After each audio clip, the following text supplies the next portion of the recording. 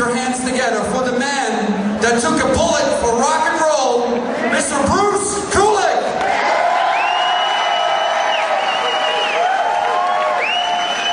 All right, thank you. Thank you very much. A very big introduction there. Yeah, because, you know, the bullet for rock and roll comes from the fact not everybody here knows that, but last year we tried to have Bruce Kulick as a special guest on the Kiss Expo, and we almost had him here, and then because we have, he goes like, guess what? I got shot. Bruce, what happened there? It's really just a matter of walking down the street one day. I mean, it was late, about 1:30 in the morning. I was just leaving the Key Club, which is one of the popular clubs a block away from the Rainbow. And there was some guy that was just crazy at the Rainbow. He had a fight with somebody. Next thing you know, he was drunk. He wanted to get his gun. And you know, there's too many guns in America, which is sad, but true. And next thing you know, he's shooting the gun. He's a block away. I don't see the guy. I just get shot in the leg, and then 9mm pistol, and then nicks my head, you know, which was really scary. And I kind of went into shock. I was like, what just happened? Oh my God, you know, I'm alive. You know, am I going to die here?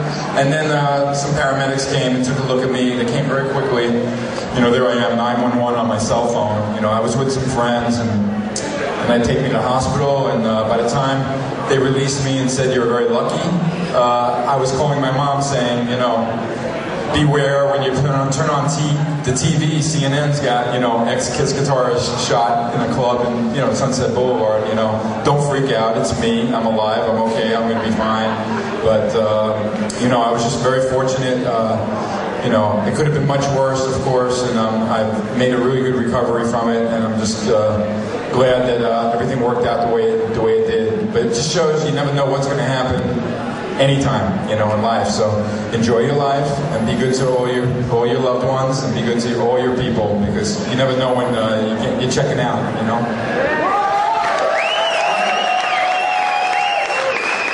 Nottingham is happy to have you here. So other than getting shot and getting well after that, you've been quite busy recently. Can you fill us in on what you have done recently, solo-wise and otherwise? You know, really, if we go from October, the middle of October last year, which is when I got shot, even within like 2 or 3 weeks, I was able to travel. I had pain, you know, my leg would get a little swollen, but the doctor said, you're okay, go ahead, do your thing. But I did a couple of expos in Canada. I did one more gig with Grand Funk last year, and then I had some time to rest in November and December. By January and February, I wound up in February in Australia doing some shows with a band that I jammed with there. I always love going to Australia. I've been there like 3 times as a solo artist, which is great.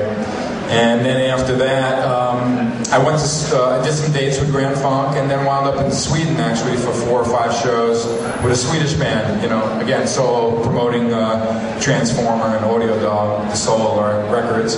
And then got very busy with Grand Funk throughout the year.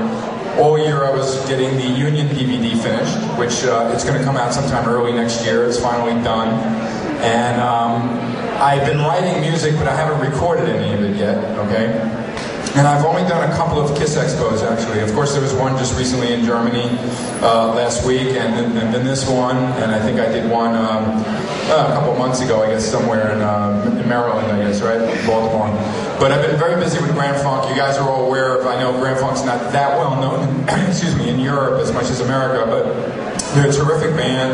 I love playing with the guys, and Kiss fans and friends of mine who see us are really impressed. Paul already has been to one of the shows the year before down in Vegas. He came. He loves the band. So it's a great gig for me, you know. But they don't travel that much out of the country, and because we only do about 40 or 50 shows a year in the States, it gives me opportunities to come to Europe and go to Australia. And in January I'll go to Japan, actually with Union, because we want to celebrate the fact that thank you. Yeah, Union's a good band, but we were like the little band that couldn't, you know, somehow. John and I actually did something here in this club, promotion back in '98. We actually jammed a little bit. Yeah, you were there. Okay, cool. But the DVD would be great, and you know, I'm thinking about trying to do something where I could bring John over to Europe or Union. I'm not sure, but I'm thinking about doing that sometime in the springtime. So You know, my website's a great place to see the news, or Kiss Asylum. Okay, those two places always have very current news, and my messages are long. I don't do them often, but they're long, and I show lots of pictures and everything. So make sure you check out my site, which is kulick.net, or go to kissasylum.com. Okay. I understand also that recently you've also put down some guitar work on Gene's solo album, and you're going to do the same for Paul, is that right? Well, as you know, last summer actually I recorded with Gene. There were 2 songs on Asshole that I wound up playing guitar on. The heavier songs, if you notice, the first track and then the Weapons of Mass Destruction.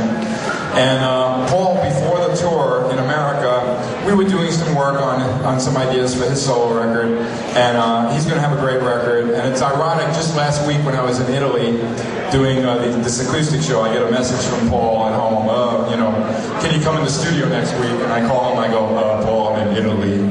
I'll be home next week though, So hopefully in December I'll be headed down to the studio and see what Paul's doing, because he likes the way I play guitar and as well, obviously, but he also likes the way I play bass. I played bass on a lot of Paul's tracks before, so be really looking forward to hearing his new music. Ian, Bruce, is it true you put down a couple of tracks for an Iron Maiden tribute album, or is that myth and mystery? No, my brother is producing. I think it's actually finished, and I couldn't give you too much information about all the players, but yeah, he picked a really good track for me, and I don't remember the title, but it's funny because it was almost like a Kiss meets AC/DC kind of song for Iron Maiden. But yeah, I did play guitar on a track for the Iron Maiden tribute, which I think will do really well, because it's especially in Europe, that band is so legendary. I think it'll be a good record. A lot of Maiden fans here, definitely there. Listen, I'm going to ask you a question. I want to know this. Be as honest as you feel like. At what point did you know that the original Kiss were going to get back together and you were out? And how was it handled? Well, I think they knew, maybe even during Unplugged, okay, yeah. So we filmed it in August. It didn't come out until later on, until Halloween almost, October. But I think that they all were negotiating, and they didn't want to tell Eric Singer and myself until, the contracts were signed, and the offers were in, and things were really firm, because we were still a happy working band. We were finishing writing songs for Carnival of Souls. In November, we went in the studio, because I know the band already received an advance to record, So we had a commitment from the record company to record, so we went in the studio, and we were recording, and it was during the mixing in January where Gene and Paul realized, well, now everything's really green light, for sure. Let's talk to Eric and I. So we just had a meeting at Gene's house, and I always knew they could do it at some point. I just didn't know when, But the Unplugged thing, the fact that Peter and Ace were like kind of struggling during those years, and people were making big offers. It was like Star Wars coming back with another movie. You know what I mean? How could it go wrong? So there they were off in makeup. Would you ever consider, if they say come and join us, put the makeup on, would you ever do it, or are you a makeup-less man? Well, obviously I'm known for 12 years without makeup. Yeah, lots of and thank you for all that. I know it would have been very uncomfortable for me to suddenly become Ace Frehley, okay? Because Ace is Ace, and I think I've established my own personality as Bruce in Kiss. Thank you. I mean, the truth is, Kiss obviously put makeup on other people with new characters too, So really, it's an interesting question that I didn't have to answer because I wasn't asked, okay?